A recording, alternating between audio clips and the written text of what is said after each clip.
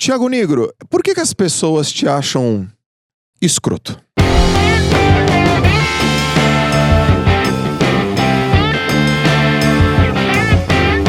É assim que a gente começa o JJ Podcast. Galera, hoje tem JJ Podcast. É com quem hoje? Tá comendo? Já tá valendo aí, ô?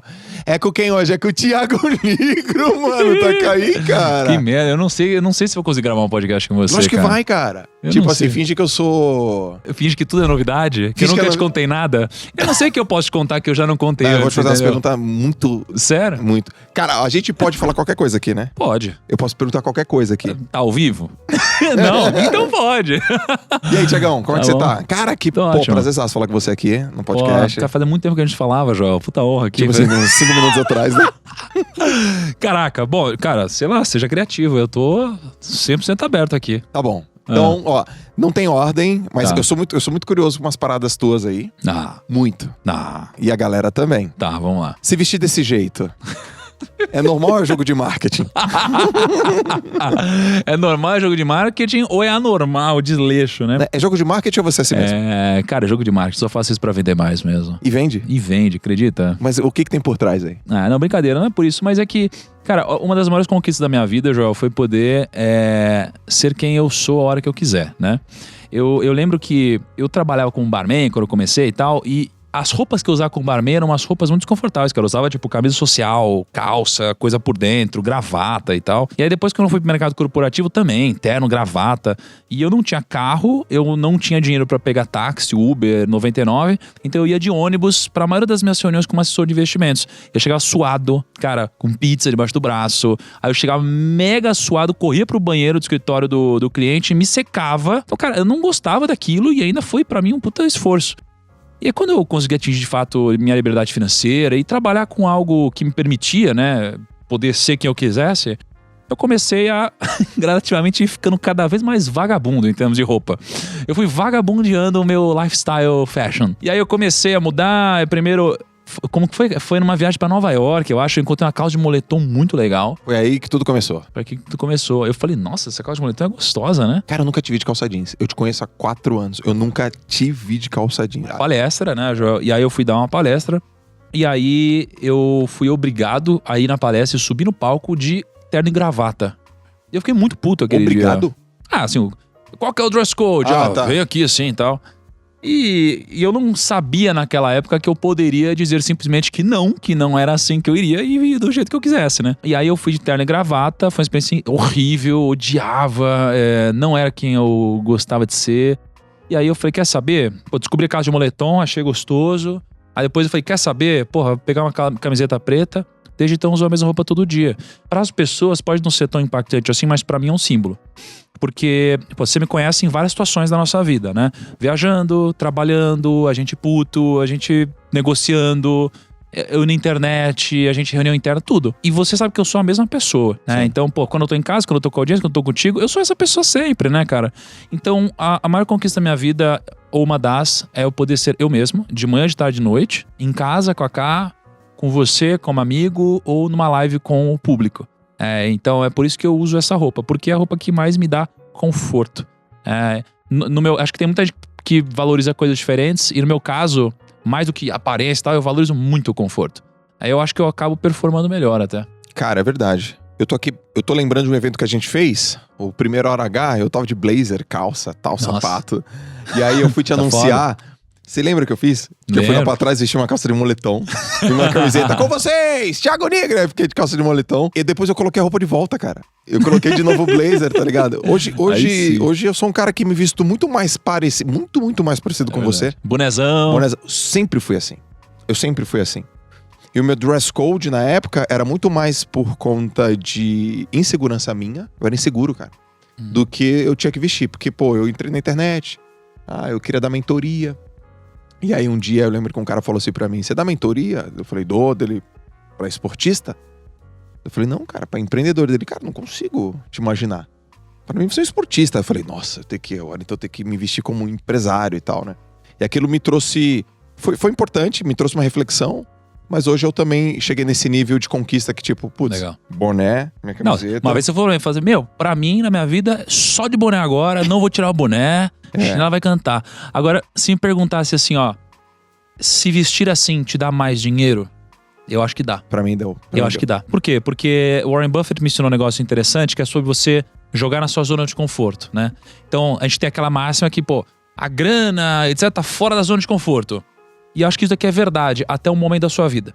Chega um momento que você, pô, já desenvolveu muitas competências, você já achou onde de fato é o seu grande diferencial, e claro que dá pra evoluir mais, mas quando você joga dentro da sua área de conforto, da sua zona, você vai performar melhor. Por exemplo, eu já falei, eu lembro, foi em 2018, a gente tava num evento nosso, lá do Meu Milhão, você subiu no palco, eu falei, esse cara aqui é o melhor palestrante do Brasil. Aí você subiu e você arrepiou mesmo, porque lá é a sua zona de conforto. Né? Você é muito bom naquilo. Então, quando você está jogando na sua zona de conforto, você precisa se preocupar menos com outras coisas, do tipo, putz, eu preciso ser assim, está desconfortável. Então, assim, você joga dentro da sua zona de conforto, você performa melhor. Pra mim é isso. Eu não preciso me preocupar com mais nada, só com o jogo que eu tô jogando. Então, pra mim, dá mais dinheiro, cara. Pra mim também deu. Porque, sei lá, acho que a audiência falou, putz, tá mais próximo. Tá mais... gente, aspas, gente da gente. Mas aí foi tipo mais por uma questão de você se aproximar mais da audiência do que uma coisa interna sua. Não, eu fiz isso e aí a audiência percebeu isso.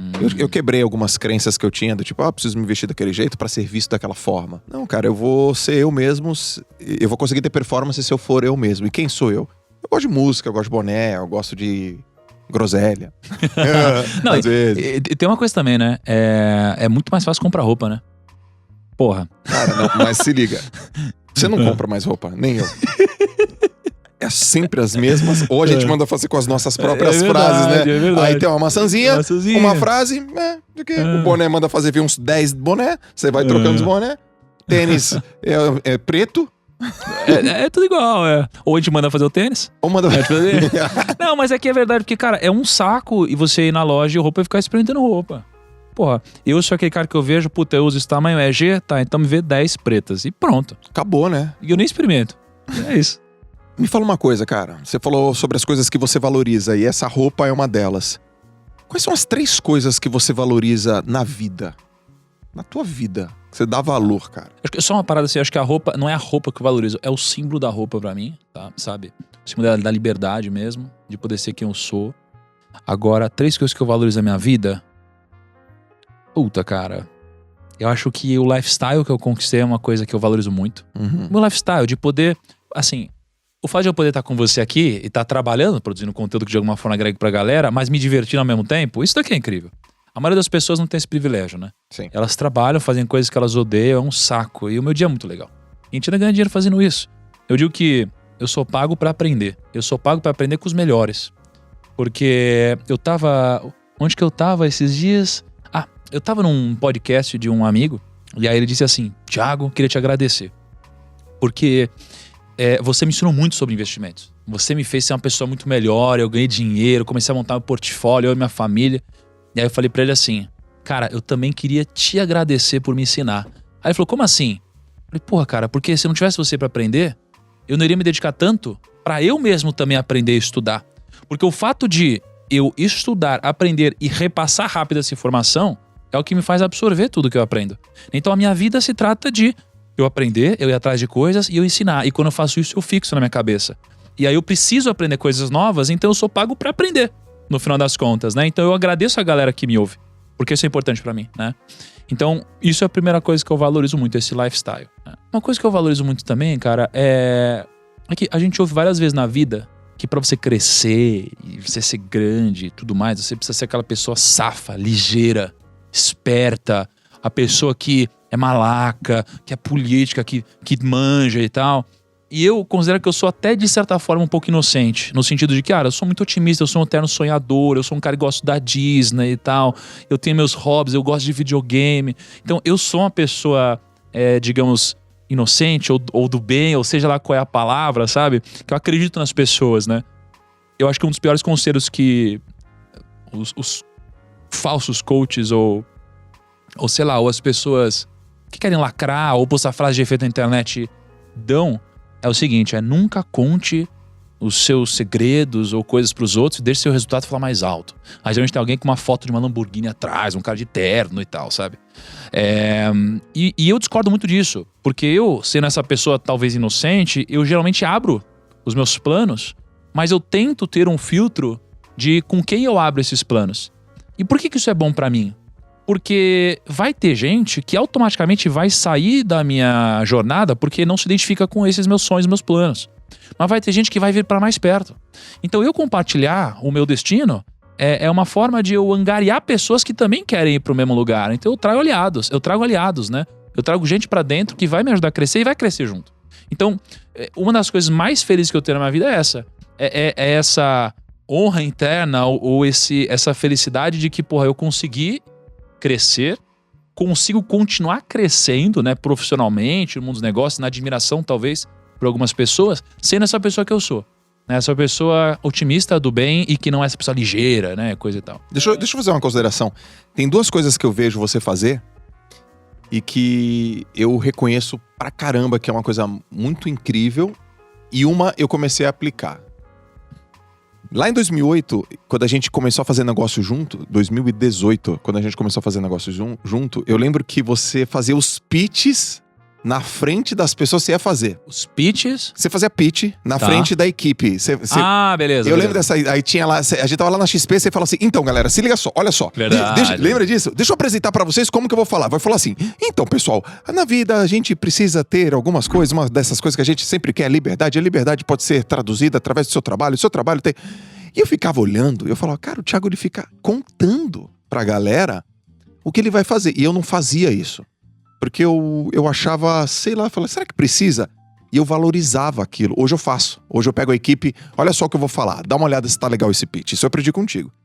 E a outra coisa que eu vejo você fazer é quando você sei lá, traz alguém para um bate-papo num podcast, alguém para tomar um café, bater uma reunião, aí você faz um podcast, faz a reunião, depois você fala assim, cara, olha só o que a gente tá fazendo. A gente tá caminhando pra cá, a gente tá pensando assim, pensando assado. Você fica contando os planos, né, ou as macro ideias pras pessoas. Eu acho que isso treina o que você tá falando. Muito. Muito, né? Essa é a parte que eu fico mais impressionado, que eu falo assim, cara, ele fala... A história vai ficando melhor, né? Então, tu melhora muito. Só que eu falo, cara, ele tá contando, cara. Tipo, o que ele segredo. vai fazer. E a pessoa que tá ouvindo acha incrível. Ela fala, que animal, que incrível, que bonito. Isso também quebrou na minha cabeça, porque essa é uma frase que foi atribuída pro Einstein, se eu não me engano.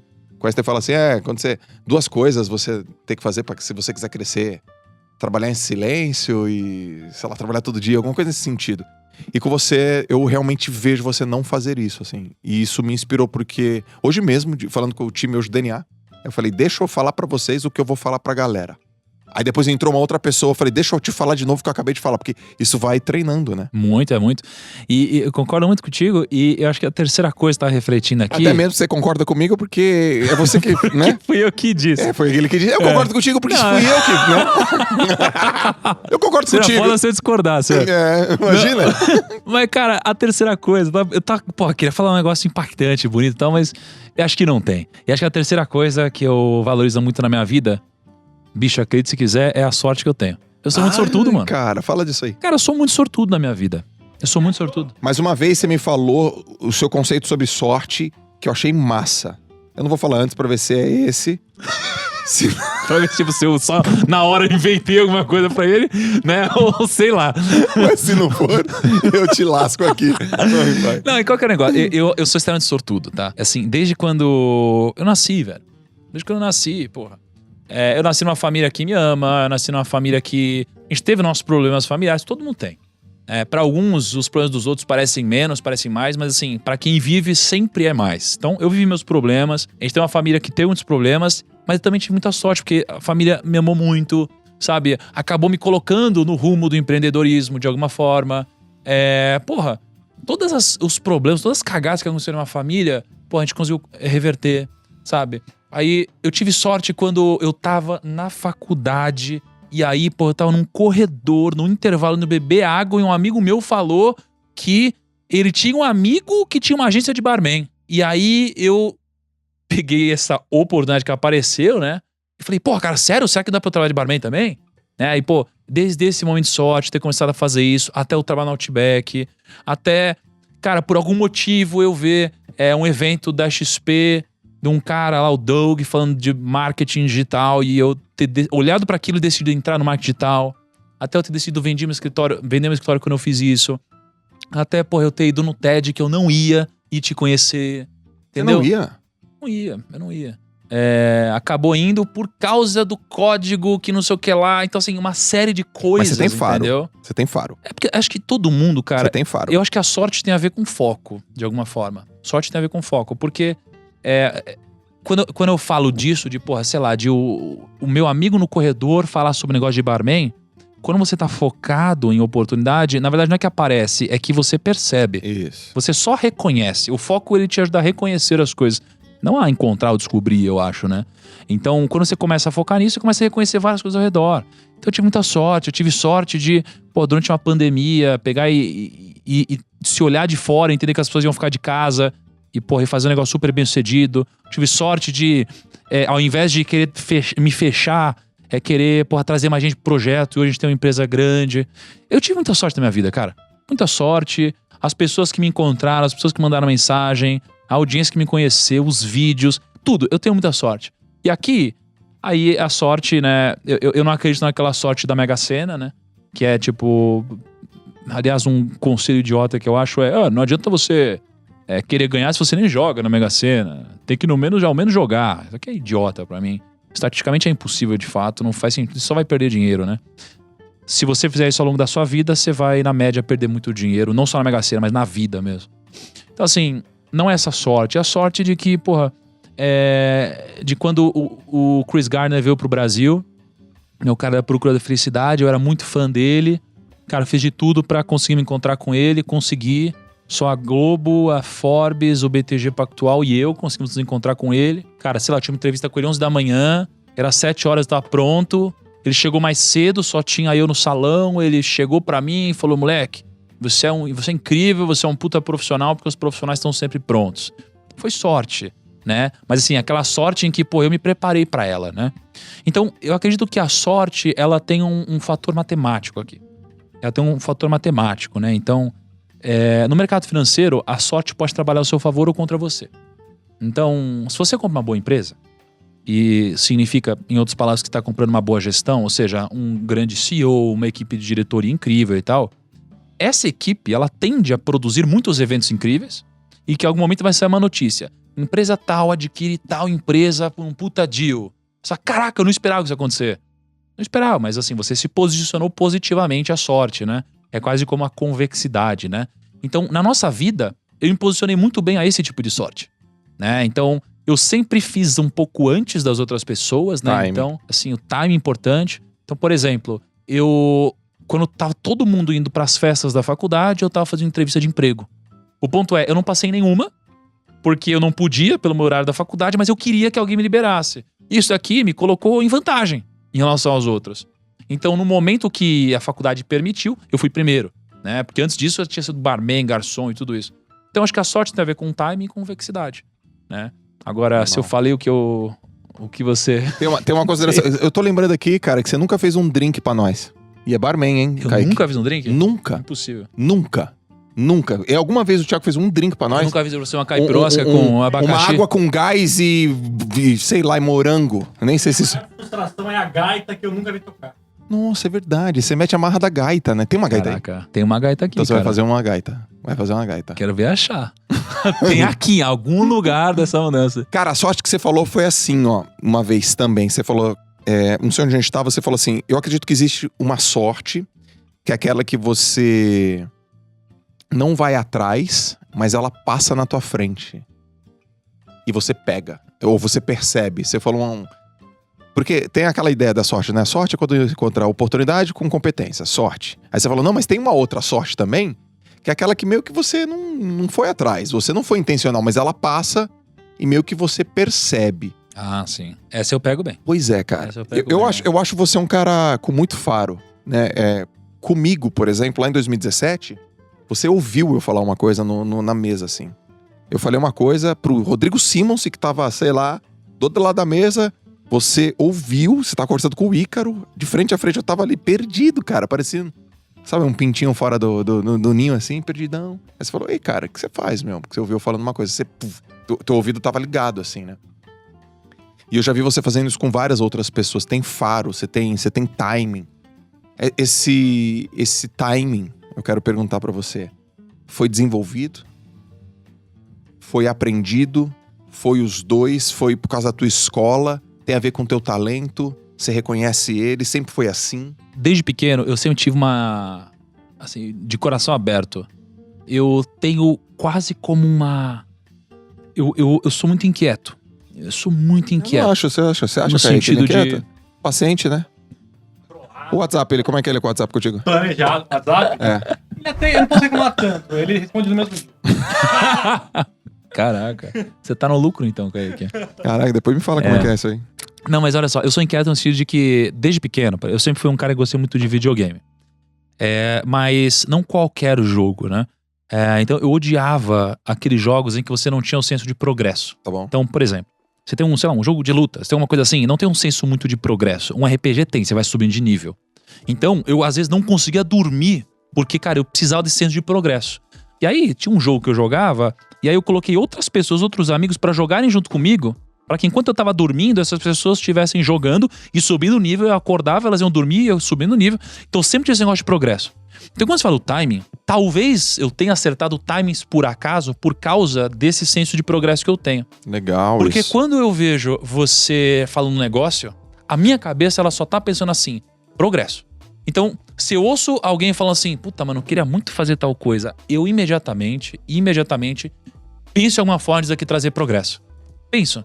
Então, cara, eu tenho isso. Eu não gosto de fazer uma coisa de ficar estagnado. Então, se a gente fica na resenha, e a gente já fez várias, você sabe que a nossa resenha, ela nunca fica numa resenha sobre a lua. A gente sempre tá falando de alguma forma algo que gere progresso. Exatamente. Então, essa é uma característica, por exemplo, em que eu não consigo, eu tenho muita dificuldade de ficar falando só de coisas pessoais sem envolver o trabalho de alguma forma, porque é uma tara minha.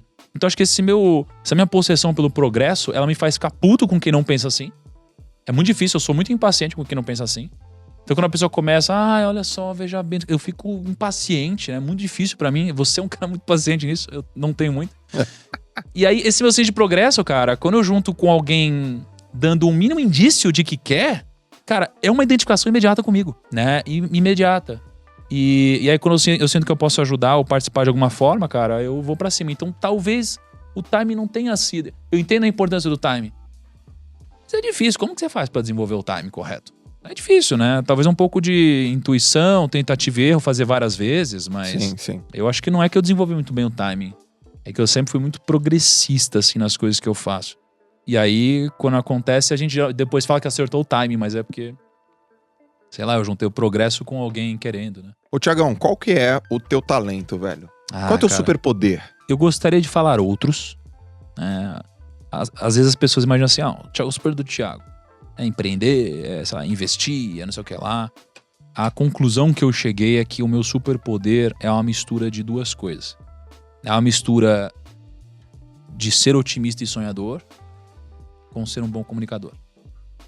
Eu acho que esse é o meu superpoder. Eu queria algo mais, mas eu acho que é isso. Porque a comunicação, assim, eu ganhei muito dinheiro com outras habilidades, mas o que me deu de fato o grande dinheiro foi a comunicação.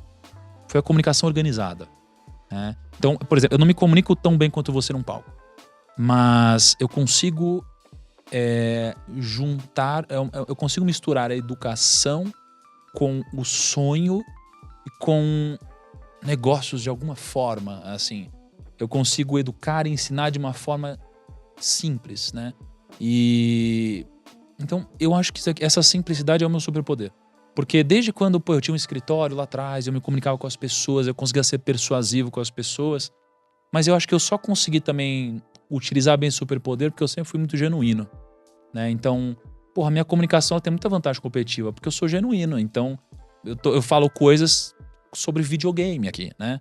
E eu não tô querendo passar outra postura, eu tô vestido assim, porque eu sou assim de verdade. Sim. Então, quando você se comunica bem, você junta isso com muita verdade e, com esse otimismo, esse sonho, eu acho que acaba chegando no meu superpoder, cara. Cara, você é um craque em visão, na minha opinião. Você é um excelente comunicador, comunica muito bem E eu já vi você comunicando o mesmo assunto, assim, você comunicava hoje. Aí você vai falar a mesma coisa na outra semana. Cara, você falava muito melhor. E eu já vi isso várias vezes. Aí você falava de novo daqui a 2 semanas. Eu falava, cara, tá muito melhor. Então você progredia muito rápido, era mais simples, era mais fácil, era mais pedagógico.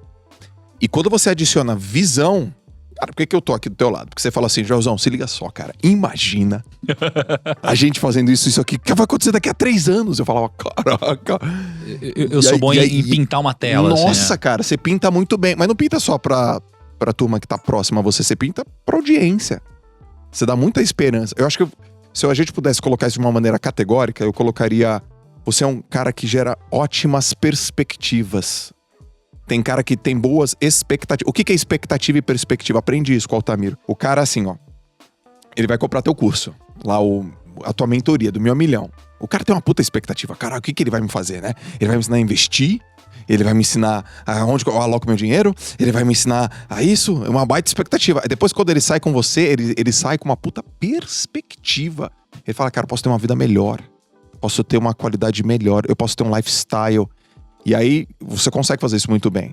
Eu tô te dando um depoimento próprio, assim, né? Você faz isso muito bem comigo e com a turma. Eu acredito que faz muito bem com a turma. E aí, isso faz com que a gente permaneça nos momentos difíceis, que a gente lute nos momentos desafiadores, que a gente mude de direção o tempo todo. Quantas vezes, né, cara? A gente planejou uma coisa e no meio do caminho muda. Quantas vezes? O DNA da empresa é assim, né, cara? Internet, né, meu? Você falando aqui, tem uma coisa que eu aprendi que foi uma sacada importante também pra mim, que é assim, as pessoas não querem estar perto de quem é grande. Elas querem estar perto de quem tá crescendo, de quem tem perspectiva, né? Então isso daqui dá uma puta vantagem. Seguindo o que você tá falando, sempre me deu uma puta vantagem competitiva. Porque eu consegui ter pessoas muito boas ao meu redor que não necessariamente estavam perto porque eu era grande, mas porque eu tinha perspectiva, né? As pessoas gostam desse movimento. Então... Talvez intuitivamente eu tenha aprendido que isso daí é a coisa certa a se fazer para que você possa crescer, né? Então você vender essa visão o tempo todo, defender e deixar cada vez mais realista na cabeça das pessoas, traz os melhores para próximo de você, né? Então isso foi um aprendizado importante para mim também. Agora, qual foi o último erro que você cometeu, cara? Que te gerou um aprendizado porrada? Qual foi o último erro que eu cometi? Nenhum. Senhoras e senhores, você não cometeu erro? Eu cometi um erro recente que foi um erro de leitura. O que aconteceu? Eu considerei uma batalha como ganha, que eu tive recentemente, né? No mundo dos negócios, considerei que estava ganha a batalha, né? E por que eu não consegui ler melhor a situação? Porque eu acho que o meu excesso de confiança me tornou uma pessoa arrogante naquela situação. E como para mim estava ganha a situação, eu, arrogante, não consegui ler o todo e fiquei míope na situação. E dei isso como vencido. Não dei o follow-up necessário. E o que aconteceu foi que, passado um tempo, eu percebi através de outra pessoa que eu tinha perdido. Eu só não tinha sido avisado, que eu tinha perdido, né? Eu só não tinha sido avisado ainda. Né? Então, qual foi o erro aqui? O erro foi que esse excesso de confiança misturado com o otimismo que eu tenho me transforma em uma pessoa arrogante nessa situação. E quando você se transforma em alguém arrogante, você acabou de preceder a ruína. O ponto é, errar faz parte, você só não pode insistir no erro por muito tempo, né? Porque o erro e o acerto, eles fazem parte da vida. O que importa é o como você reage ao acerto ou ao erro, né? Então se você reagir ao acerto de uma forma muito otimista, você acaba ficando arrogante, igual eu fiquei. E se você acaba reagindo ao erro de uma forma muito pesada, você se cobra tanto que você não consegue mais tomar decisão, né? Você fica muito perfeccionista. É uma grande desculpa pra você procrastinar. Então, no meu caso, fiquei muito confiante, arrogante, não consegui ler a situação, não fui além. Né? Porque quando a gente tá falando de alguma situação, alguma negociação, a gente acha que é só eu e você, mas tem muitas variáveis ao redor. E eu foquei em você e esqueci do que permeava a decisão, né, desse outro lado. E o que aconteceu foi que, pelo fato de não ter tido essa leitura, eu não blindei o outro lado do que poderia vir de negativo que pudesse influenciar a decisão dessa pessoa. Né? Então, acabei esquecendo o que estava ao redor, não preparei essa pessoa, e aí veio uma influência externa e muito facilmente quebrou o meu argumento, não de uma forma emocional, mas de uma forma, não de uma forma racional, mas de uma forma emocional. Né? Então eu não blindei a pessoa emocionalmente, só racionalmente. Caracas. Puta aprendizado, hein? Cara, o argumento ele não pode ser nunca só racional. Se você blindar só racionalmente uma pessoa e você não der uma justificativa emocional pra ela mesma e uma justificativa emocional que às vezes ela não consegue explicar. Sim. Ou seja, se você não der uma justificativa emocional que ela possa explicar pro outro de uma forma muito fácil, aí acho que às vezes você perde. Foi o que aconteceu. Cara, você viu que até agora a gente não falou de dinheiro, né? Diretamente. E se eu puder, eu não quero. Se eu puder assim mesmo... Se eu puder, eu posso. O podcast é seu, né? Mas eu quero que tá tudo implícito aí. Eu quero falar sobre tomada de decisões, sobre persuasão. Mas deixa eu falar um negócio de dinheiro que eu acho que é um pouco diferente. Me perguntaram um dia desses o que é dinheiro, né? E aí o que eu respondi foi assim, cara, dinheiro é tempo, né? E enquanto você não entender isso, você vai jogar um jogo que vai te manter naquele lugar que você não quer estar. Então, por exemplo, se você pega o quanto você ganha, né? Você pega o seu salário, aí você, sei lá, vamos supor que você ganha 3 mil reais, aí você gasta 2.500, sobra 500 reais, né?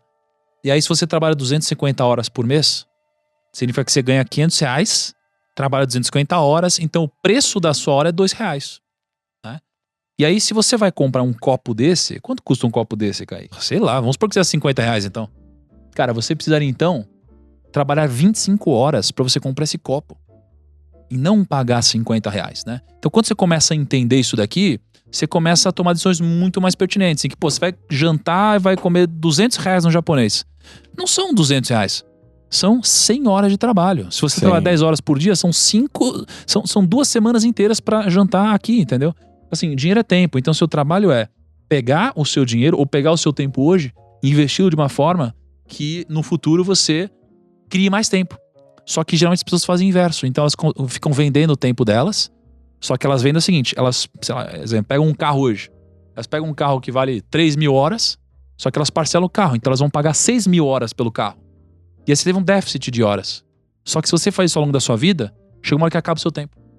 Não tem mais tempo. E é por isso que você vai trabalhar até o final da sua vida. Porque você não entendeu que dinheiro era tempo, né? Então acho que isso daqui é uma reflexão que quem não entender desde cedo vai ter muita dificuldade, cara. Cara, vamos continuar nessa pegada aí. Eu acho que ficou massa. Você é um cara que é um milionário rumo ao bilhão, né? Tá lá na internet, rumo ao bilhão. Convive com bilionários, milionários, tá no métier, faz parte, me trouxe pra esse mundo e eu tenho a honra e dignidade de falar que foi você que fez isso. Sou um deles, faço parte também. O que os milionários valorizam, cara? Porque muita gente acha que o milionário não tem tempo, né? Ah, não dá, não vou falar com aquele cara. Não vou ocupar muito teu tempo. Eu vou ser rápido porque você é uma pessoa muito atarefada. Milionário é atarefado? Milionário realmente não tem tempo? O que ele valoriza? Cara, eu acho que assim, a gente tem aquele milionário que é tipo o novo rico, né? E aquele que é o milionário de verdade, o multimilionário, né? Eu acho que o milionário novo rico, ele geralmente valoriza a ostentação, né? O novo rico. Ele valoriza a ostentação, ele valoriza os bens, valoriza as coisas, né? E aí o milionário real, eu vejo multimilionário, né? Com a cabeça de alguém que tem uma perspectiva diferente. Aí eu acho que esse valoriza o tempo de fato. Porque ele já entendeu que... Assim, eu acho muito errado as pessoas criticarem quem busca o dinheiro. Eu acho muito errado. Você trabalha pelo dinheiro e tal. Eu acho errado, cara. Por quê? Porque não tem problema em você fazer isso. É difícil você cobrar de alguém que não atingiu ainda um determinado patamar que essa pessoa entenda que o dinheiro não é tudo. É muito fácil pra alguém falar isso, né? Mas assim, você só consegue entender de fato o que é quando você tem. No meu caso, eu busquei o dinheiro. Só que quando eu cheguei lá, aí eu percebi que ele não era tudo. E que tinha muitas outras coisas na vida. E que ele, na verdade, realizava muitos sonhos, mas ele não era tudo, né? Então, quando você chega nesse ponto... O que você valoriza de verdade é o tempo. Porque é o tempo que é a moeda de troca pelas coisas que de fato importam na vida. Você tem um filho, né? Pô, o que você quer é tempo pra poder ficar com ele. Então o dinheiro vai te permitir comprar o tempo. Então é isso que você quer, né? É o tempo que vai te permitir, dar corridinha na sua casa nova legal, entendeu? Pegar e te dar tempo pra você fazer um triatlon maneiro, curtir com seus amigos, rever a sua família. Então, quando você de fato tem uma perspectiva diferente, o que você valoriza é o tempo. Mas antes de você valorizar o tempo, você precisa chegar lá. Senão você não consegue entender o que eu tô falando, né? E eu acho que não é pra todo mundo. Por isso que eu acho errado criticar quem tá buscando dinheiro. Se você perguntar na rua qual é o sonho de qualquer pessoa, eles vão responder as mesmas coisas. É dinheiro, é casa, é carro, é sei lá o que é. Todos os sonhos o dinheiro compra. Eles precisam chegar lá para entender que na verdade tem outras coisas, né? Exatamente. Primeiro pra dizer que, por exemplo, o cara que fala assim, ó, eu não valorizo muito casa própria e tal, mas quando você não tem uma casa própria, você valoriza. Aí quando você tem uma casa própria, você fala, até que não é tudo isso. Quando você não tem dinheiro, você valoriza. Quando você tem, você fala, eu quero mais outras coisas. Por que eu tô te falando isso? Porque eu tava conversando com uma pessoa e ela falou assim pra mim, ó, eu não tô treinando. Por que você não tá treinando, fazendo exercício físico? Porque agora eu preciso aprender. Eu preciso pegar o tempo do treino, eu preciso aprender, eu preciso estudar. Eu não sei só aqui, eu preciso melhorar minha curva de aprendizagem, eu preciso acelerar o processo. Eu preciso fazer isso. E eu tenho a minha máxima, né? Saúde, família e trabalho, não inverter a ordem. Aí eu disse assim pra essa pessoa, um homem. Eu falei, eu queria falar que você tá errado. Mas eu no seu lugar eu fiz a mesma coisa. Houve um momento da minha vida que eu desequilibrei pra equilibrar. Eu queria que você falasse um pouco sobre equilíbrio, resultado, o que é equilíbrio pra você, em que fase que esse equilíbrio ele tem uma característica que pra outras pessoas pode parecer exagero. Mas que você fala, é isso aqui que eu tenho que fazer. Porque pra essa pessoa eu disse o seguinte, eu queria te dizer que você tá errado, mas quando eu estive no seu lugar, no mesmo momento que você, eu fiz a mesma coisa. Eu abri mão de quase tudo pra imergir nisso. Minha saúde foi pro beleléu. Mas naquele momento era o que eu precisava fazer. Cara, isso é uma puta de uma boa reflexão, porque no meu livro eu coloquei que existem 7 sacrifícios, né, pra você ser rico, né? Seja lá o que for, né? Dependendo do seu contexto do que é ser rico. E um deles é sacrificar o equilíbrio, né? Okay. Então, o que eu entendo disso? O equilíbrio, ele é utópico. O equilíbrio, ele é como o fim, né? E você viver equilibrado, diferente do que a maioria das pessoas que postam no Instagram, aí isso é uma opinião pessoal, né? Acho que todo mundo que posta aqui, não, o negócio é ter equilíbrio. Não é ter equilíbrio, né? Porque se você pega qualquer um dos grandes nas suas áreas, e a gente tá falando dos grandes, não dos medianos ou medíocres, né? Todos os grandes, eles foram muito desequilibrados no que eles fazem. Então, se você pegar qualquer bilionário no Brasil, todos foram desequilibrados. Se você pegar qualquer atleta e você sabe, todos são desequilibrados, mas sem exceção. Pô, você vai pegar todos os tenistas aí, pega o Nadal, tem uma foto do Nadal, cara, aí tem o corpo inteiro dele, tudo que ele já teve de lesão. Ele já teve lesão em tudo, bicho, tudo que é possível. Porque não dá, é sobre-humano, não dá pra treinar o que os caras treinam, a pressão que os caras têm. Então, qualquer grande resultado, ele envolve um momento de desequilíbrio. O que as pessoas não entendem é que o desequilíbrio é momentâneo. Pra mim, o equilíbrio tem a ver com você desequilibrar pra um lado, depois desequilibrar com o outro. Por outro lado, né? Então, sei lá, quais são os pilares da vida? Tem quem diga que é família, é o espiritual, é o profissional, né? Você tem a sua saúde e tal. Você tem vários pilares. E é muito difícil você estar bem em todos, né? Não dá pra ser o super-homem. Não dá. Então, hoje, por exemplo, o que eu entendo da minha vida? Eu sou um cara que eu estou muito desequilibrado para negócios, né? Muito desequilibrado para minha casa, muito desequilibrado, agora desequilibrado pro lado negativo para a saúde, né? Então, eu não tô cuidando muito da minha saúde. Só que o que eu entendo, é difícil você cuidar de tudo. No momento, o que eu mais valorizo e priorizo eu preciso e quero muito essa conquista para mim e para todos que estão ao meu redor. Eu quero que a gente, arrebente nos nossos negócios. Só que talvez nesse momento, aí eu chegue numa outra fase da minha vida em que, agora, peraí, eu vou desequilibrar pro outro lado agora. Pra curtir meus filhos, pra ter um corpo legal, pra ter mais saúde e tudo mais, né? Então, pra mim, cara, ninguém que chegou a um resultado grande chegou equilibrado. Ou se alguém chegou equilibrado, foi exceção. Então, pela percepção das pessoas que eu conheço, não foi pelo equilíbrio. Mas não significa que você não vai chegar no equilíbrio, desequilibrando pra um lado e depois pro outro. Pra mim, esse é o verdadeiro equilíbrio da vida, entendeu? E uma coisa legal que a gente tem que colocar é que o fato de desequilibrar não quer dizer que você não faz. Então, por exemplo, eu falo saúde, família e trabalho, não inverter a ordem. Você faz exercício físico. Você faz. Mas não do jeito que talvez você imagine que você possa fazer quando você focar pro exercício físico. Então tem gente que, por exemplo, deixa de fazer, mas você tem uma academia que você vira e mexe, olha pra tua alimentação. Vira e mexe não, sempre. Você olha, putz, isso aqui... Joga um tênis e tal. Você joga um tênis, lógico, dentro de um cenário que, sei lá, ideal, seria desse jeito. Esse final de semana eu treinei, né? Foi a primeira vez que eu fiz os 3, depois da minha lesão, que eu fiz os 3 esportes juntos.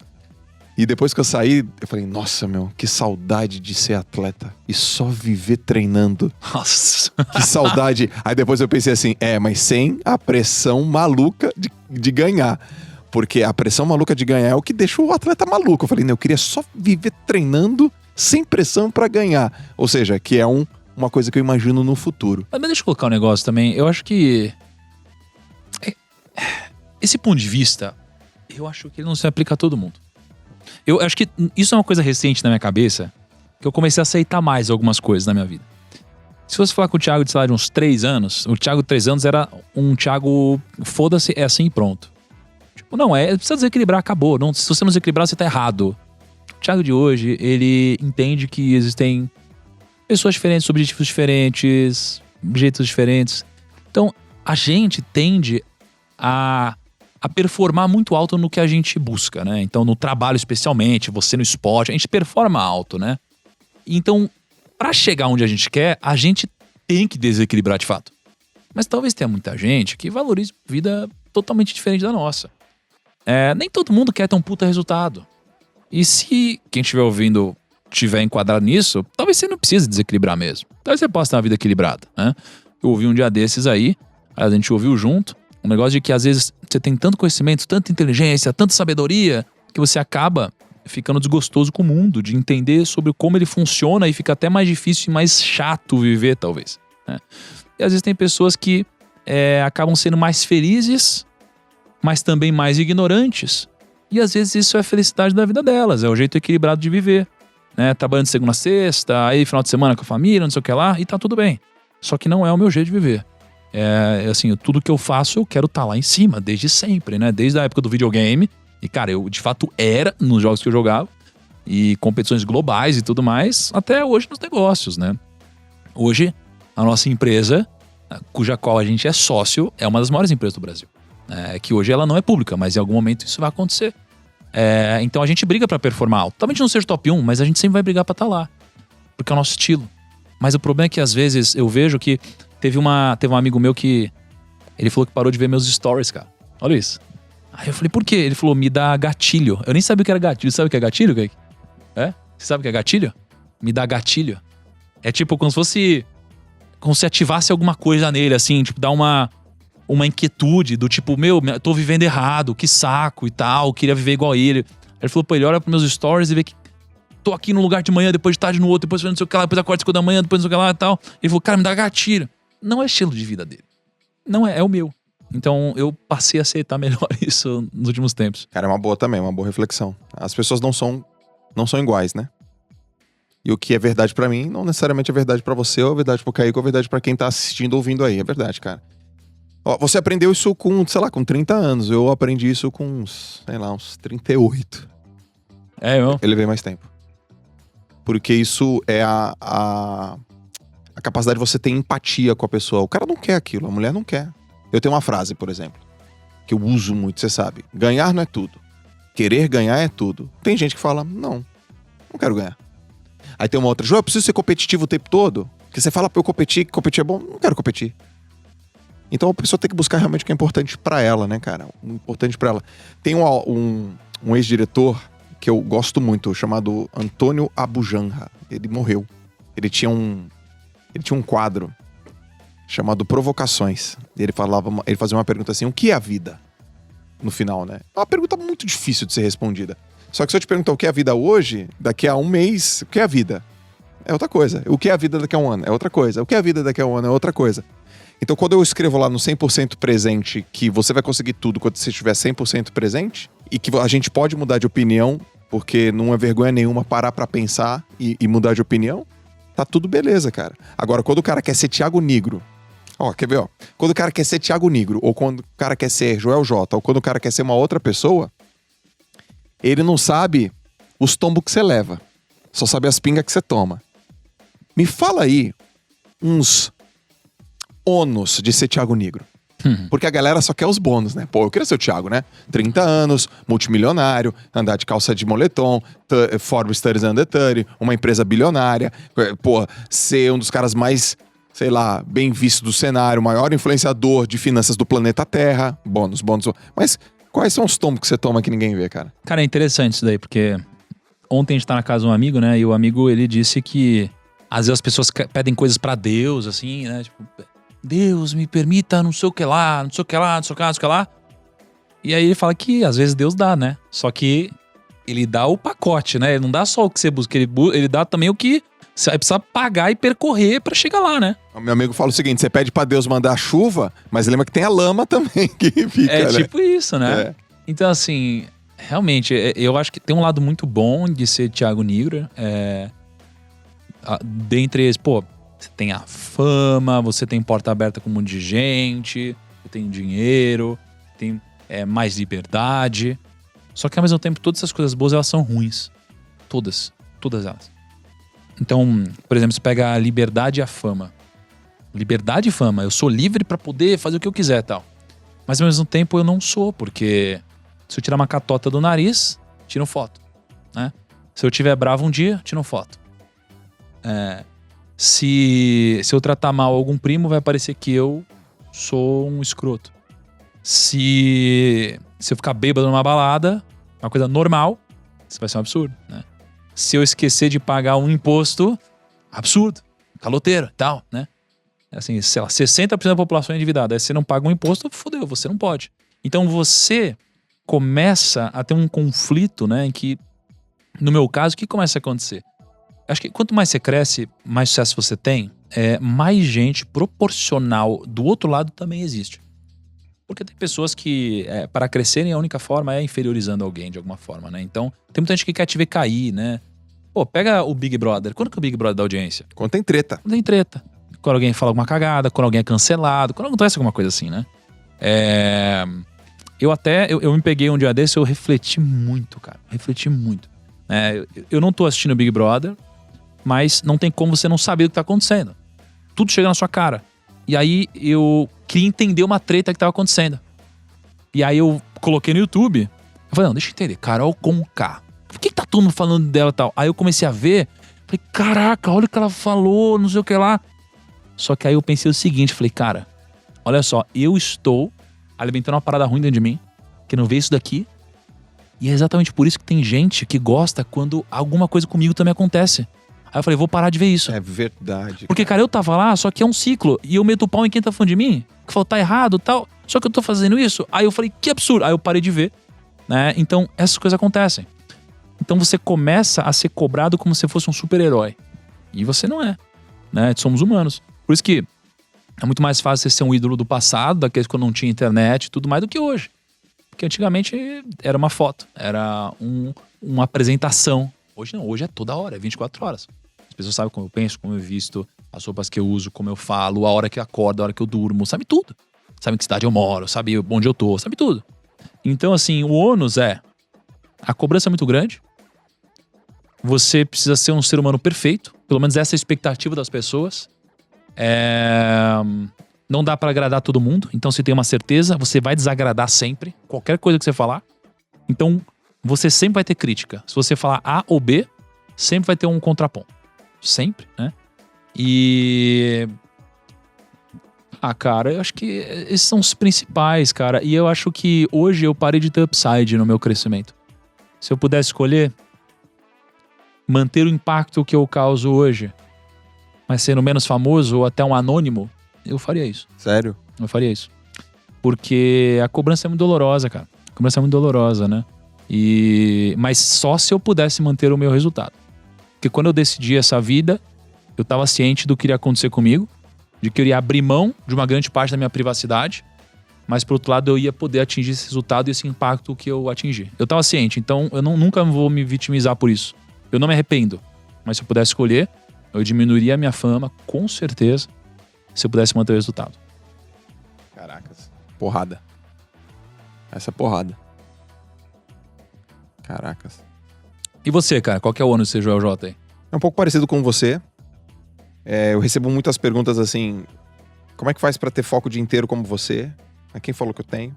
Como é que faz pra dar conta de uma vida agitada que você tem e dar conta de tudo? Quem falou que eu dou conta de tudo? Como é que faz pra ser um homem de ferro como você? Não sou um homem de ferro. Você procrastina? Procrastino. Você acorda tarde? Tem hora que eu acordo tarde, não é todo dia que eu acordo cedo. Eu não acordo cedo... Eu tava explicando isso até numa live. Eu não acordo cedo porque eu quero. Eu acordo cedo porque eu preciso, cara. Eu inventei que eu vou fazer um Ironman. Eu tenho um filho de 1 ano e 8 meses. Eu tenho uma esposa e uma empresa pra cuidar. E eu tenho que acordar 4 e pouco pra fazer as coisas que eu quero antes. Porque se eu pudesse, eu abriria os olhos. Que horas são? 7 horas. Vou treinar agora. Entendeu? Então a turma acha que é um lifestyle. Não, eu criei esse lifestyle por conta da necessidade. E não foi um lifestyle / desejo. Então eu quero desmistificar esse cara da mente blindada. Eu não gosto desse termo. Por que eu não gosto? Porque eu não acredito nele. O cara tem uma baita de uma mente blindada, acontece alguma coisa com a família dele, pum, perfurou a blindagem. Né? E é um evento tão rápido, né? E essa cobrança uma vez, cara. Putz, lembrei. Uma vez eu tô com a Larissa em Santos, almoçando. Deve ter uns 3 anos atrás. Ou perto de 3 anos atrás. De repente um cara pula na frente da minha mesa. Ah, João J! Peguei! Tá tomando refrigerante! Aí eu falei, caraca, que isso? E era uma água tônica, cara, sem açúcar, porque eu curto água tônica. Aí o cara, não, uma água tônica, hein? Quase te peguei, hein? Tipo, cara. E aí aconteceu uma outra coisa também, que lá em Santos, a 3Ps era num prédio comercial, que embaixo tem um shopping, o maior shopping de Santos. E eu não sei o que a equipe tava fazendo, aí eu prometi alguma coisa pra equipe, cara. Conseguiram uma coisa? Vou pagar pra vocês o lanche. Aí os caras, Burger King, Burger King, Burger King, você que vai comprar. Aí eu saí pra comprar Burger King, cara. Não. Me pegaram. Puta! E eu lá com Burger King, eu não como carne vermelha, né? Eu como bem e tal, assim, razoavelmente bem durante quase sempre. E aí eu saio com uns 3 sacos de Burger King, batata frita, Coca-Cola, sabe? Nossa. Joel J! Aí eu falei, puta, até eu explicar, né, cara? Eu falei, pô, gente, não é pra mim não. Como que não é? Tá, isso aqui, isso aqui lá. Eu falei, puxa vida, é verdade, cara. Se eu quiser eu comer um Burger King, não rola. Entendeu? Mas eu acho que eu também tenho a dimensão do quanto que isso é importante, que ajuda as pessoas, cara. Aí, ó, pegando esse gancho, enquanto eu tô te falando, eu tô refletindo. Qual é a conclusão que você chega? Qual é a essência, então, do teu trabalho, cara? Qual é o teu trabalho? A essência, o que tem por trás de finanças, investimento, liberdade financeira? O que tem por trás disso? Qual é o core do que você faz, cara? Cara, acho que se resume a uma palavra, tempo. Que é isso, tempo. O core do que eu faço é tempo. Ou liberdade, né, para alguns. Ensinar o valor do tempo? Não é ensinar o valor do tempo, é proporcionar. Proporcionar tempo. Proporcionar, porque, cara, eu falo sobre finanças pra caramba, invisto meu dinheiro publicamente, tenho um puta resultado, ensino as pessoas sobre finanças pessoais, tudo isso. Mas qual que é o sentido de tudo isso? O sentido é que as pessoas, elas gerenciam o dinheiro de uma tal forma a ponto que o dinheiro, ele deixe de ser uma preocupação, deixe de ser um problema, ele começa a virar uma solução, né? E ele possa te proporcionar tempo. Né? Então, é quase como eu tirar esse problema da frente, né?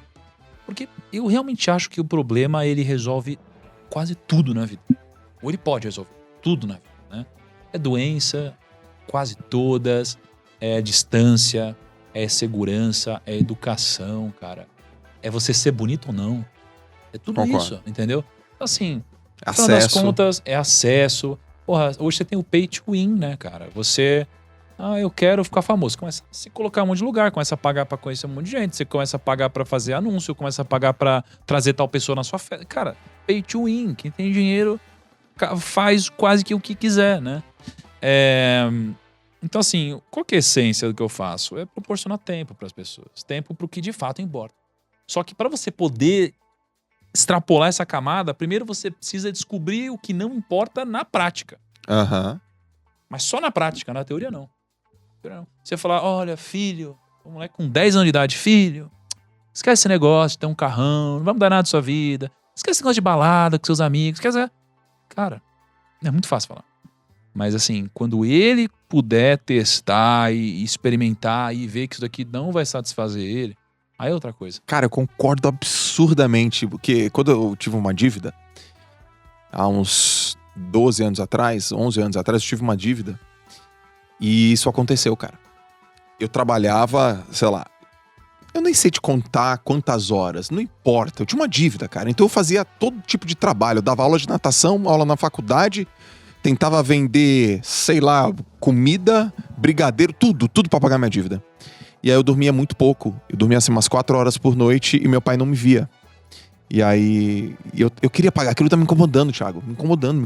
Falei, cara, eu tenho uma dívida, eu preciso pagar essa dívida. E eu quero rápido. Aí eu lembro do meu pai entrando Aliás, hoje faz 5 anos que meu pai morreu, cara. Exato. 5, dia 15. E aí o meu pai entra no meu quarto aos seus, sei lá, 60 anos de idade e falou, Joel, pra que isso aí? Pra que trabalhar desse jeito? Pra que essa correria? A vida não é isso. A vida não é desse jeito. A vida não é desse jeito, garoto. Você não tá entendendo nada da vida. E aí eu respondi pra ele assim, pai, pô, você tem aí um puta carrão na garagem, um baita de um apartamento, uma vida tranquila. É mais fácil pra você falar isso. Eu não tenho nada disso. Eu não tenho casa, não tenho apartamento. Eu moro aqui na tua casa contigo e te agradeço, mas eu tenho uma dívida, cara. Eu preciso pagar essa dívida. Então aquilo foi importante pra eu entender o que o meu pai tava me falando. Eu precisei passar na prática, entendeu? Hoje eu consigo entender o que ele tá falando. Acho que qual é, então, por exemplo, a lição que a gente pode passar pra turma com relação a isso? Sei lá, deve ter pai assistindo, deve ter moleque assistindo aqui, meninos, meninas, jovens. Qual é a lição que a gente pode passar com isso? Você contextualizar como você utiliza o seu tempo, leia-se dinheiro, Ok. na ponta correta de acordo com o estágio da sua vida. Né? Então, como gerenciar o dinheiro quando você é mais novo? Né? Uhum. Você precisa fazer esse dinheiro, leia-se tempo, gerar mais tempo no futuro. E quanto mais rápido você começar, mais tempo você vai gerar. Só que em algum momento essa ordem tem que se inverter. Porque se não se inverter, do que adiantou? Do que adiantou? Do que adiantou, né? E porque de fato você esquece que você vai morrer com muito dinheiro. Pensa que você vai morrer com muito tempo acumulado, só que é um tempo que você nunca vai poder utilizar. Então não adianta você acumular tempo se você não puder usar, de alguma forma, né? Então é importante que a gente tenha, aí sim, em algum momento da nossa vida, a gente atinja o equilíbrio em que a gente utiliza e desfruta desse nosso tempo e a gente passa um pouco desse tempo para nossa família, para que eles possam seguir esse ciclo, né? E que eles possam também manter depois um equilíbrio, que é muito mais fácil, uma vez que a gente acumulou muito tempo, do que fazer ele começar do zero, né? Então, assim, a maioria das pessoas que estão ouvindo a gente começaram do zero. Né? Então, se você recebe um tempo de alguém e você gerencia bem esse tempo, pô, você vai ter uma vida muito melhor. Né? Então, eu acho que a mensagem é você trabalhar o seu tempo da forma correta de acordo com o estágio da sua vida. E tempo lê esse dinheiro. Né? Caracas. Sabe qual que é o filme que... Justin Timberlake. Exato. Como que é o Cara, nome? O Preço da Manhã. Preço da Manhã. O Preço da Sim, Manhã. é bizarro. Esse é o filme que simboliza o que você falou, cara. Os caras tinham muito tempo, andavam. O Justin Timberlake não tinha tempo, só corria. Corria o tempo todo. E aí quando ele deu um tempinho, entra lá no lugar dos ricões, a galera percebe que ele só corre, sabe? Por que você tá correndo? A vida não é assim. Caracas. O que você tá lendo, Tiagão? Cara, a Bíblia. Na Bíblia. Eu tenho lido muito Provérbios, eu sempre leio Provérbios, né? E agora eu vou começar a ler a recomendação do Brunet. Paulo. Não é isso? Foi João, né? João. Uai, tem certeza? Tenho Tenho. certeza, é verdade. É João e Gênesis, né? É João, é verdade. É João e Gênesis. Então eu acabei de terminar o livro, mas não lembro qual que era, cara. Ah, não, mas eu li. Pô, do Howard Marks, é muito bom, é. Mastering porra. the Market Cycle. Tem o Psychology of Money, é um livro que vai lançar esse ano. Esse mês aqui no Brasil, a gente recebeu antes da editora. É um livro massa. É. Esse daí eu li, é muito bom. Esse foi o último, assim, né? Fiz até um call com o Morgan Housel, que é o autor do livro, muito bom. É. Basicamente, o que ele defende, cara, acho que o maior aprendizado do livro... Mostra aí. Esse aqui. Uai, mas já saiu? Não, que esse aqui é edição não finalizada, né? Que a editora mandou. Olha que legal. É Harper? É Harper, é. Cara, assim, o que eu acho mais foda, mais de tudo, é o como as pessoas ficam num embate de ego hoje no Twitter e redes sociais sobre quem investe melhor. Deixa eu ver. E basicamente eles competem com quem tem mais conhecimento. Tá? Hoje no Twitter, nas redes. Tipo, não, você não sabe o que tá falando, não, mas a relação... Eles ficam debatendo. E o insight do livro principal que eu tiro é: behavior é superior à inteligência. Então, ou seja, o comportamento ganha da inteligência. Inclusive com dinheiro. fazer valuation e tal, é claro que ajuda, né? Sim. Mas a lição do livro, pra mim, é o comportamento com o dinheiro vai te dar muito mais resultado do que a inteligência, o conhecimento técnico. E, cara, eu posso dizer que na prática, Concordo também. eu entendo que eu tenho bastante conhecimento técnico, mas eu entendo que o meu controle emocional no mundo dos investimentos é muito superior. E acho que é por isso que eu tenho tido... Pô, eu invisto há 4 anos publicamente, né? Nesses 4 anos é difícil você encontrar investidores que bateram a minha rentabilidade. Claro que tem, né? Mas assim, em quantidade é muito difícil você encontrar. Mas não foi por causa do conhecimento técnico incrível, foi por causa do controle emocional. Então, de quando a bolsa cai, como que eu consigo ir lá e entender o medo das pessoas, que geralmente é refletindo no preço, ter mais coragem nesse momento. O contrário também, ter uma leitura boa do comportamento das pessoas. Essa é a mensagem do livro, muito foda, cara. Caraca. Já leu? Já. Então, já sabe, né? Vai levar o meu livro? Lógico. Agora, me diz uma coisa. Tem uma passagem que perguntaram para o Bill Gates. E falou assim, e aí, Bill Gates, beleza, cara? Já ouviu essa história? Você vai perguntar R$100? Você vai perguntar isso? Não, mas tá. eu vou te perguntar algo parecido. Já ouviu a história de cultivar a galinha? Acho que você que me falou, Eu te cara. contei, né? E aí, Bill Gates, cara, se pô, agora perdeu tudo, vai ter que começar do zero, onde que você investiria? Dele, eu ia cultivar a galinha. Por quê? Porque a galinha é simples, é fácil, melhor aprendizado, melhor relacionamento com as crianças, as mulheres se sentem mais autônomas e, sei lá, o ROI é 1:3. E é simples e dá ovo pra cacete. Pegando essa semântica, qual é um lugar, qual é um ambiente, qual é uma atitude que sempre vai dar fruto pro investidor? Investir no quê sempre vai ter retorno? Essa é uma pergunta filosófica, de princípios, assim, cara, se você sempre investir aqui, isso sempre vai te trazer retorno. Perguntar, o que você ia fazer com R$100? Eu ia falar assim, cara, eu ia comprar um monte de milho, ia plantar milho pra caceta, porque cada um milho dá 600 sementes, né? Então, tipo assim, sei lá, em um ano tem 1 bilhão de milhos, assim. Você pode já falar, já começa por aí, essa foi boa. Imagina o Thiago de espantalhão, assim. Podia botar no corte essa, né? Não, R$100, eu poderia também cortar o cabelo, né? Seria uma boa agora, né? Tô bagunçado. Só que a gente oficialmente decidiu que hoje ficaremos cabeludos. É isso mesmo. Agora, não, o melhor investimento que você poderia fazer em termos de ativos financeiros. Não e tal? importa. Tipo assim, cara, se você tivesse lá os teus Tiaguinhos, molecada, se você sempre investir cara. nisso aqui, você sempre vai ter retorno, cara. Porra, não dá pra fugir do... Dá sim, dá pra fugir. Eu iria falar investir em conhecimento, né? Mas eu acho que não. Eu iria fazer... Porque assim, ela vai ter... Especialmente quando o meu filho nascer, vai ter acesso a conhecimento infinito. Com a internet, infinito. Eu não acho, então, que eu faria... Eu não investiria no conhecimento dela, né? Antes de investir em sabedoria. O que é sabedoria, né? Sabedoria seria... não conhecimento técnico. Sabedoria seria a leitura dos princípios que são naturais. Então, é o entendimento dos princípios que são naturais. Não é entender que, sei lá, como que faz o café, ou sei lá o que, o dinheiro, tecnicamente, ativos, passivos. É você entender quais são as leis que são naturais. Aquelas que se aplicam a uma árvore, aquelas que se aplicam ao céu, aquelas que se aplicam ao dinheiro, aquelas que se aplicam às pessoas, porque são princípios, então eles se aplicam a tudo, né? E como ela vai ser bombardeada por conhecimento ao longo da vida, eu iria garantir que eu iria investir para que ela pudesse entender o que são os princípios naturais. Porque se ela entender isso, todo o resto vai ser melhor absorvido, vai ser melhor utilizado. Porque ela vai ter tanta ferramenta com os conhecimentos que se ela não tiver os princípios, ela não vai conseguir aplicar isso aqui da forma correta. Então eu não deixaria de investir em sabedoria. Porque o resto, cara, o conhecimento é abundante, tem em todo canto. O Francis Bacon tem uma frase que ele fala que conhecimento é poder, né? Mas hoje no mundo que a gente tá, de excesso de conhecimento, para muitas pessoas não é poder. Não é. É um problemaço. Conhecimento é um problema, cara.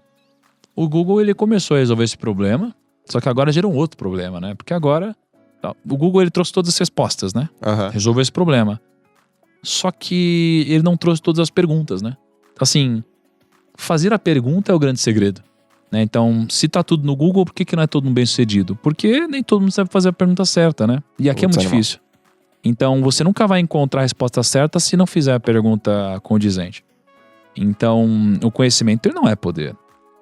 Ele com certeza não é. Hoje o conhecimento virou commodity. O conhecimento virou commodity, né? E o que é o poder? E quem detém ele? Eu acho que o contexto é o poder. Caraca, que legal isso. O contexto é o poder. Porque não importa o conhecimento que você tem. O que importa... Se estiver no contexto errado, né? Se estiver no contexto errado, né?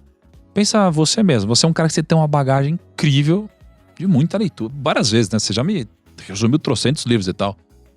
Mas nem todo conhecimento foi útil pra mim. Apenas aqueles que foram aplicáveis ao meu contexto, né?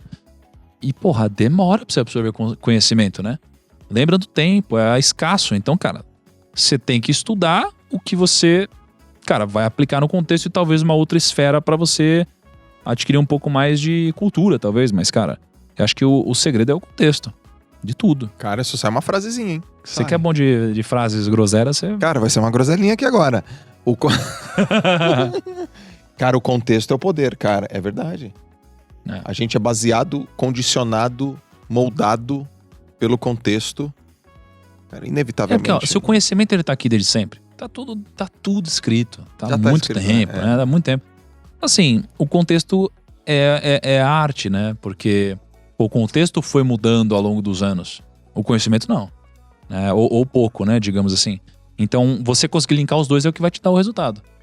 Na internet... Sabedoria. É a tua linha de sabedoria. Sim. É o cara, por Sim, exemplo, porque... tem uma situação que acontece. O cara tem um conhecimento. Só que se ele for sábio a ponto de falar, deixa eu pegar na minha caixinha de ferramenta, dentro desse contexto, ele tem que ter a sabedoria do que escolher, do que não escolher, saber diferenciar uma coisa da outra. Isso. E aplicar dentro daquela situação que ela é situacional. É situacional. Cara, eu concordo com você, porque, ó, como o contexto sempre muda, mas o conhecimento não, né? Você precisa, então, aplicar o conhecimento no contexto correto, mas você vai sempre ter dificuldade. O que sempre vai garantir que você vai conseguir aplicar o conhecimento correto no contexto correto? A sabedoria. Porque ela se aplica a qualquer contexto. Então, se você tiver a sabedoria, qualquer situação da sua vida, você vai conseguir fazer a pergunta certa e você vai conseguir pescar a resposta certa também. Cara, lembra quando a gente começou a desenhar princípios pra nossa vida em 2018? A gente começou a desenhar, né, cara? O que você acha que é um princípio? Primeiro a gente fez um brainstorm, depois a gente foi melhorando os princípios. Eu acho que esse aqui não, esse aqui junta. É verdade. Isso. Foi legal, né? Foi numa sala, lembro até hoje, a sala, acho que 30º andar, no vidro. Começou a escrever, o Hugão chegou, começou a criticar também. Começou a juntar alguns porque tinha muito. Foi legal, cara. Ganância, medo e impaciência geram prejuízo. E não só ficou, né? Como a gente tá no nosso código código DNA mesmo, né? No código genético, né? A gente fala, cara, isso aqui é ganância.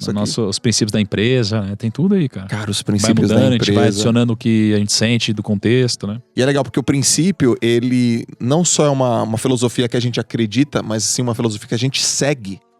E quando tem dúvida, é só a gente revisitar ele. E quando a gente fere princípio, né? A gente realmente é penalizado. É igual o exemplo que eu contei agora há pouco. Qual foi um dos seus últimos grandes erros? Pô, foi quando eu acabei ficando arrogante. Fui tolo, né? E aí eu errei. E perdi. Né? Então não pode ferir. Tiagão, qual foi a última groselha que você ouviu aí, cara? Uma groselha que você ouviu, ou uma groselha que você costuma ouvir, que você fala, cara, isso é groselha, meu. Não é assim que a carruagem funciona. Tem tantas, cara. Na teoria, a prática é outra. Na prática, a teoria é outra, sabe? Bom, acho que uma das que eu mais tenho visto agora é que marketing digital é um bom negócio, assim. Essa é uma das maiores groselhas. Como é que é? Marketing digital é um bom negócio, né? Só que quem fala isso geralmente acabou de entrar no mundo do marketing digital e etc. E eu acho que dá para ganhar muito dinheiro com o marketing digital. Porque o marketing digital é um meio incrível. Agora, tem muita gente vendendo marketing digital como fim, como sendo um bom negócio. E aí não é. Então, eu acho que isso é um erro conceitual das pessoas. Então, elas aprenderam o negócio ontem e aí começam a querer vender, só que elas vendem o próprio conhecimento sobre marketing digital para você ganhar dinheiro falando sobre marketing digital. Então, isso daqui para mim é um erro. Né? Considerar o marketing digital como um bom negócio. Porque ele não é. Ele é um ótimo meio para construir um bom negócio. É o que a gente faz. É uma ferramenta incrível, né? Isso aí foi o que permitiu a gente, fazer aí, sei lá, 9 dígitos, por exemplo. Entendeu? Como? Através do marketing digital, mas não é usando ele como fim, né? Ele é um meio incrível para fazer algo grandioso. Isso é uma das grandes groselhas. Beleza, Thiago. Pô, cara, o que eu procurei fazer nesse podcast? Eu procurei trazer reflexões, princípios, fundamentos, filosofia, colocar o dinheiro como, vamos dizer assim, o éter. Lembra do Napoleão Hill? É o éter, né? O éter do mundo. O éter do mundo. Eu não quis fazer pergunta sobre, sei lá, investimento, princípio da arca, ou Até coisas... porque, porra, já cansei um pouco, né? Pô, exatamente, cara. Pô, Josão. Já... 5 anos te falando de investir, né, Josão? Cara, explica Aí pra tá mim foda, como é que funciona a arca. Lembra que a gente gravou um vídeo comendo japonês? Eu lembro, Foda, cara. né? Tinha que fazer de novo, né? Tem que fazer de novo. Só que hoje os números mudaram, né, Josão? Deu uma mudadinha. Cara, eu te perguntei sobre livro, eu te perguntei sobre filosofia, eu te perguntei sobre sabedoria. E a última pergunta que eu quero te fazer. Mas é assim, você vai ter que fazer um exercício agora. Caralho, tipo flexão? Exercício aqui, ó. Vai ter que flexionar aqui. Tipo assim, você vai se imaginar com um filho agora. Você e a Cá. Um menino ou uma menina? Um menino. Menina, tá bom. Quantos anos? Ele vai ter. Qual que é o tamanho de uma criança de 7 anos? Cara, deve ter 1,20 m, sei lá. Tá bom. 7 anos, já cheio de argumentos, já batendo no tênis mesmo. Pá, backhand. Então, sacou? Molequinho já ligeirinho, já com um canalzinho no YouTube, tá ligado? E aí você recebeu um único comando do universo de Dá Deus. um conselho pra ele. Não. O cara contou toda a história dessa pra falar essa. Não é um conselho, não. É só uma lição. Uma lição? Cara, ferrou. Você só pode ensinar uma coisa pro seu moleque. Até o último dia da sua vida. Porra. Só uma? So sorry. Deus veio aí. Deus apareceu. Só uma pra esse Ele diz assim, moleque? ó. Ô, Thiago.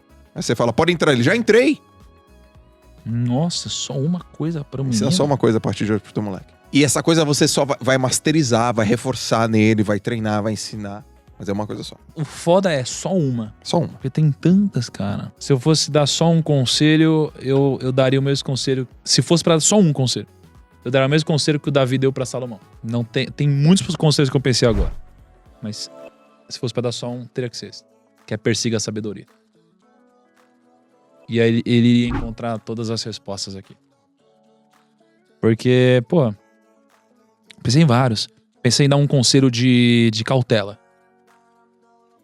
Puta, aí vai excluir a vontade dele de crescer e sonhar. Pensei em dar um conselho de otimismo, de crescimento, de sonho. E aí sem a cautela ele vai quebrar a cara, vai acelerar muito rápido. Pensei em dar um conselho de como lidar com erro. Mas aí ele ia ficar imprudente. Cara, eu ia acabar, mas vou acabar não. Deixa eu fazer mais uma. Tá. Qual foi a maior lição que o teu pai te ensinou? Que a tua mãe te ensinou? E que teu irmão te ensinou? Nossa, mano. Positivaça, assim, ó. Você fala, caraca, isso aqui eu aprendi com o meu pai. Bom, do meu pai foi a coragem de empreender. Não foi um conselho dito, foi um conselho de observação, de exemplo, né? Foi a coragem de empreender. Isso aqui foi do meu pai. Uhum. E se não fosse isso, talvez eu nunca tivesse pensado na possibilidade de fazer isso. Talvez seria um puta de um funcionário. E às vezes eu poderia ser um puta de um funcionário de uma empresa que não é meritocrática. Esse seria o problema, né? Talvez eu nunca percebesse. Da minha mãe. Bom, o conselho da minha mãe foi assim, teste muita coisa. Esse seria o conselho da minha mãe, também por observação. Meus pais, eles não tiveram muito uma postura de sentar e ficar dando uma mentoria e tal, mas foi muito pela observação. Minha mãe, ela me fez testar muita coisa. Muita mesmo. Eu fiz tudo que você pode imaginar que eu era mais novo, cara. Tudo. Desde andar de cavalo até, sei lá, tudo. Wakeboard, até futebol, basquete. Mano, tudo que pode imaginar. Então é testar muita coisa. E realmente um conselho do Kobe Bryant pros filhos é esse. É tipo, bota seu filho pra fazer tudo muito rápido pra ele perceber qual é o talento dele, né? Porque senão se percebe muito tarde, ferrou, né? Pô, se eu não tivesse testado muita coisa e não tinha... Eu era o terror dos RHs, né? Porque em 6 meses eu passei por uns 6 empregos diferentes. O RH olha isso e fala, que merda, né? Pra mim ajudou, porque eu descobri o mercado financeiro. Numa dessa, né? Do meu irmão... Puta, mano. Do meu irmão, cara. Meu irmão é mais novo que eu, né? Vale dizer... Cara, não sei, meu irmão é um dos caras com o melhor relacionamento que eu conheço, assim. Não de pessoas, mas eu digo de manter relacionamento. Ele tem um melzinho, assim, e tal. Ele fala veludado, sabe? Então, teu pai, coragem de empreender, da tua mãe diversificar. Testar, olha aí, ó. A relação com os negócios, a diversificação. Ó. Ah, mano, o meu irmão também pela observação. Acho que foi... O como é importante você ter alguém junto com você. Acho que isso foi uma das coisas mais importantes, assim, porque Cara, minha infância sem meu irmão, cara. A gente se matava toda hora, né? Toda hora. Se matava. Eu quebrei o braço. Quebrei o braço do meu irmão, mano. Você quebrou o braço do seu irmão? Não foi por querer. Foi lutando judô. Aí eu dei um koshiguruma. Acho que era um koshiguruma, né? Joguei ele assim. Aí eu caí em cima dele. No que eu caí em cima dele, fez assim, ó. O Thiago tem uma parada. Ele fala assim, ó. Cara, você sabia que eu fui federado do tênis? Pô, sabia. Você sabia que eu toquei gaita? Sabia. Você sabia que eu fiz 10 anos de... Esqueci uma coisa que você falou. Aula de desenho. De desenho, sabia. Você sabia que eu lutei judô? Sabia? Então, isso que eu falei minha mãe, ó. Eu lutei judô e lutei velho. bastante. Lutei uns 4 anos, judô 5 anos, assim. Lutei pra caramba, cara. Que era faixa branca, cinza, azul, amarela, né? O amarelo, azul, verde, né?